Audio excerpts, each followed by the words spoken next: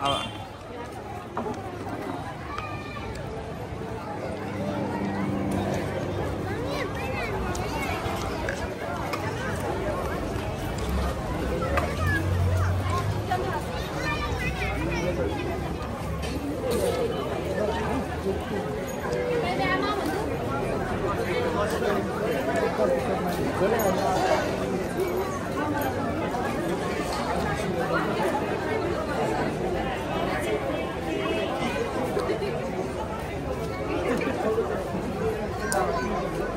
हो हाँडी गाउँ। यो काठमाडौँको केन्द्र भाग जस्तै मान्न सकिन्छ। हाँडी गाउँमा चाहिँ तपाईँको हरेक शनिबार यहाँ फुड फेस्टिभल भनौँ न, रोड फुड फेस्टिभल हाम्रो ओपन सडकमा चाहिँ खानाको परिकारहरू राखेर यहाँको लोकल प्रोडक्टहरूलाई राखेर चाहिँ एउटा अब सहरी हाट जस्तै खालको लाग्छ। यहाँ सबैजना आफ्नो घर रमाएर खाइरहनु भएको छ होइन।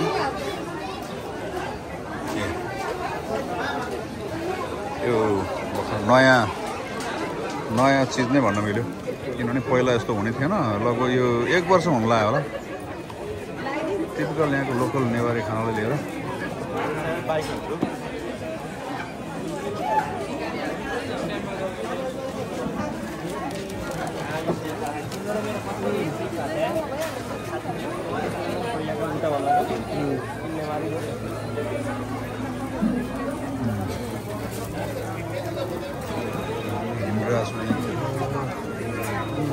सबैजना आफ्नै दुनियाँमा रमाइरहनु भएको छ। हप्तामा 1 दिन भए पनि यो सहरमा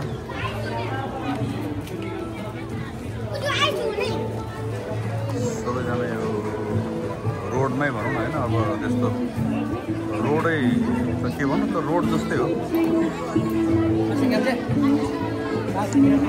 रोडमै सबैजना खाएर रमाइरहनु भएको छ, रमाइलो हिँड्नु भएको छ।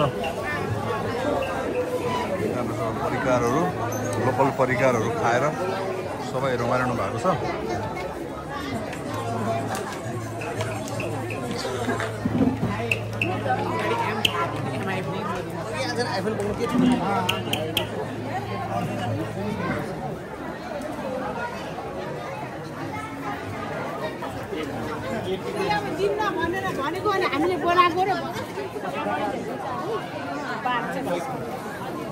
बधाई छ।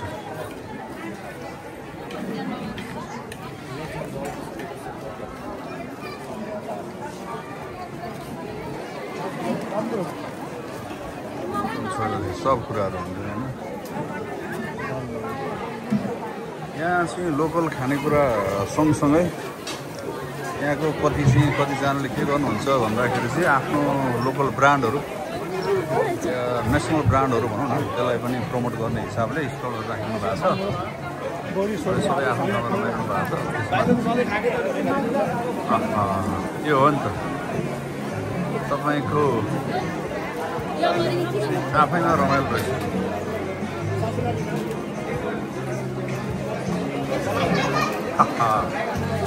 रमाउँ कमाउँ जोगाउँ, के भन्दा पछाडि के भन्छ यहाँ,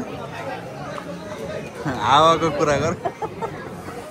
हावाको कुराहरू भन्दा बच्चा रोमाउनु ठाउँ पनि छ।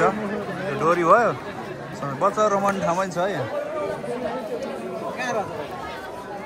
यहाँ चाहिँ बच्चा रोमाउनु ठाउँ पनि छ। परिवार नाच्छन्, रमाउँछन् होइन, ठिक रहेछ। आफूलाई चाहिने खालको अब सडक बिचमा चाहिँ अलिकति 1 दिन या 2 दिनै आफ्नो हिसाबले पसल राखेर पनि 2 पैसा फाइदा कमाएर आफ्नो गुजारा चलाउने मान्छेहरू पनि हुनुहुन्छ।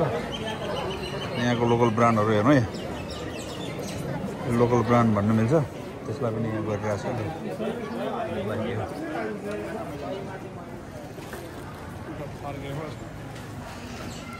त्यो सँगसँगै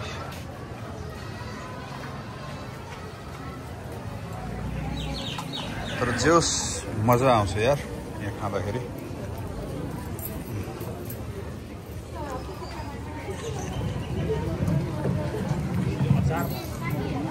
आई थिङ्क अचार यस ए कसैले त्यो घुँगी सुई के खाने हो